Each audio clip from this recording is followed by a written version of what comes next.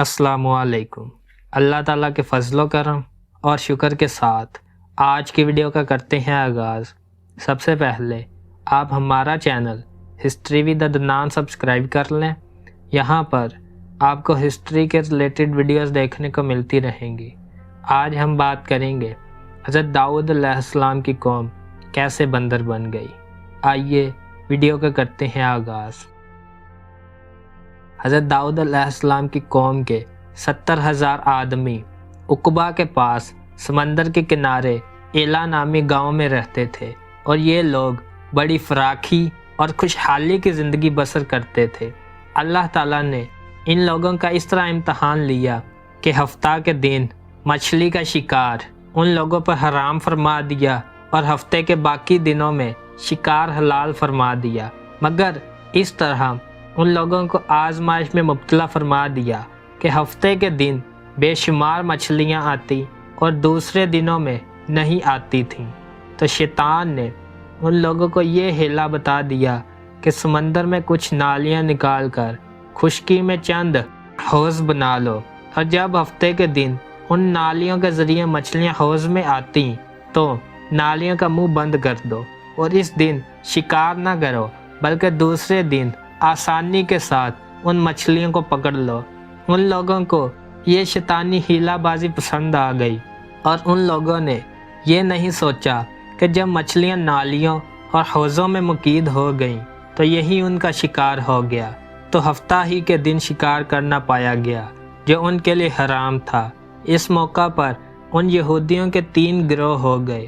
کچھ لوگ ایسے تھے جو شکار کے اس شیطانی ہیلا سے منع کرتے رہے اور ناراض و بیزار ہو کر شکار سے باز رہے، اور کچھ لوگ اس کام کو دل سے برا جان کر خاموش رہے، دوسروں کو منع نہ کرتے تھے بلکہ منع کرنے والوں سے یہ کہتے تھے کہ تم لوگ ایسی قوم کو کیوں نصیحت کرتے ہو جنہیں اللہ تعالیٰ ہلاک کرنے والا یا سخت سزا دینے والا ہے۔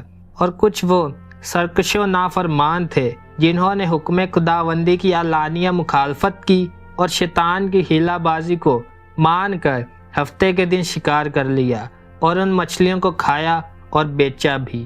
جب نافرمانوں نے منع کرنے کے باوجود شکار کر لیا تو منع کرنے والی جماعت نے کہا کہ اب ہم ان معصیت کاروں سے کوئی میل ملاپ نہ رکھیں گے۔ چنانچہ ان لوگوں نے گاؤں کو تقسیم کر کے درمیان میں ایک دیوار بنا لی اور آمد و رفت کا ایک الگ دروازہ بھی بنا لیا۔ حضرت داؤد علیہ السلام نے غضبناک ہو کر شکار کرنے والوں پر لعنت فرما دی۔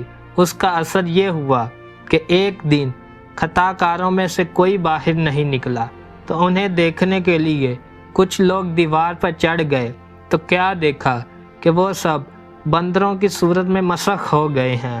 اب لوگ ان مجرموں کا دروازہ کھول کر اندر داخل ہوئے تو وہ بندر اپنے رشتہ داروں کو پہچانتے تھے اور ان کے پاس آ کر ان کے کپڑوں کو سونگھتے تھے اور زاروں زار روتے تھے، مگر لوگ ان بندر بن جانے والوں کو نہیں پہچانتے تھے۔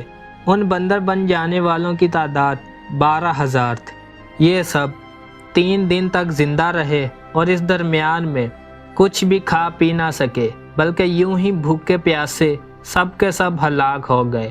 شکار سے منع کرنے والا گروہ ہلاکت سے سلامت رہا، اور صحیح قول یہ ہے کہ دل سے برا جان کر خاموش رہنے والوں کو بھی اللہ تعالیٰ نے ہلاکت سے بچا لیا۔ اس واقعے کا اجمالی بیان تو سورہ بقرہ کی اس آیت میں ہے، اور بے شک ضرور تمہیں معلوم ہے تم کو وہ جنہوں نے ہفتہ میں سرکشی کی تو ہم نے ان سے فرما دیا کہ ہو جاؤ بندر دھتکارے ہوئے۔